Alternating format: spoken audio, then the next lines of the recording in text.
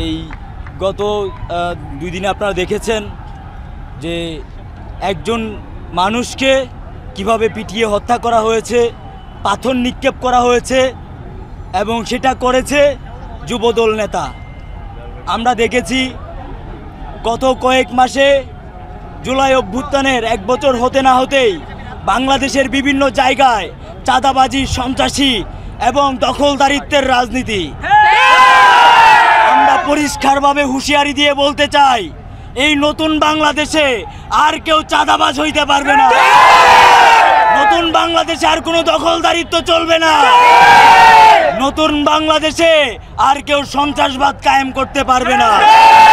যদি কেউ নতুন বাংলাদেশে নতুন করে আবারও সন্ত্রাসবাদ কায়েম করার চেষ্টা করে, ফ্যাসিবাদ কায়েম করার চেষ্টা করে, আমরা তাদেরকে রুখে দেব।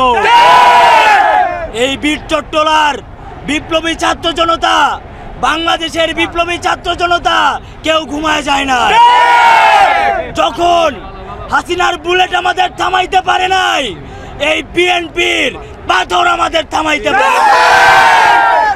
আমরা পরিষ্কারভাবে বলতে চাই, আমাদের অবস্থান স্পষ্ট।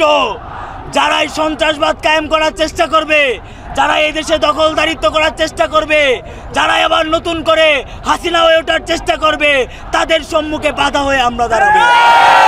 প্রিয় সহযোদ্ধা, আজকে আমরা পরিষ্কারভাবে ইন্টারিমকে একটা বার্তা দিতে চাই, যদি আপনারা আপনাদের দায়িত্ব পালন করতে ব্যর্থ হন, এই দেশের আইন শৃঙ্খলা ঠিক করতে ব্যর্থ হন, তাহলে আপনারা স্বেচ্ছায় পদত্যাগ করেন।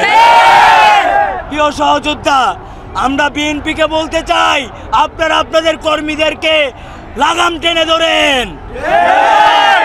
এই দেশে হাসিনা ফ্যাসিবাদ কায়েম করে থাকতে পারে নাই, এই দেশে হাসিনা খুন করে থাকতে পারে নাই। যদি আপনারা হাসিনা হয়ে উঠতে চান, আপনাদেরকে হাসিনার পথেই যাইতে হবে।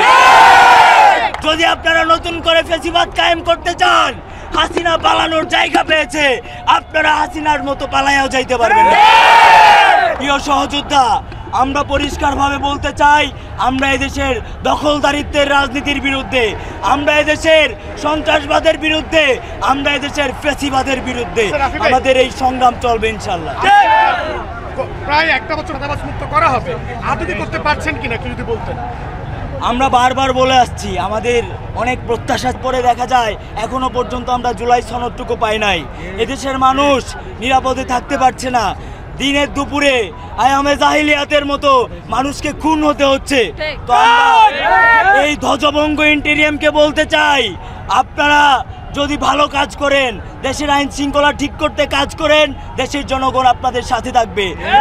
কিন্তু আপনারা যদি ব্যর্থ হন, তাহলে আমরা দেশের ছাত্র জনতা যেভাবে আপনাদেরকে চেয়ারে বসিয়েছে, আপনাদেরকে গদি থেকে টেনে হিঁচড়ে নামাবে।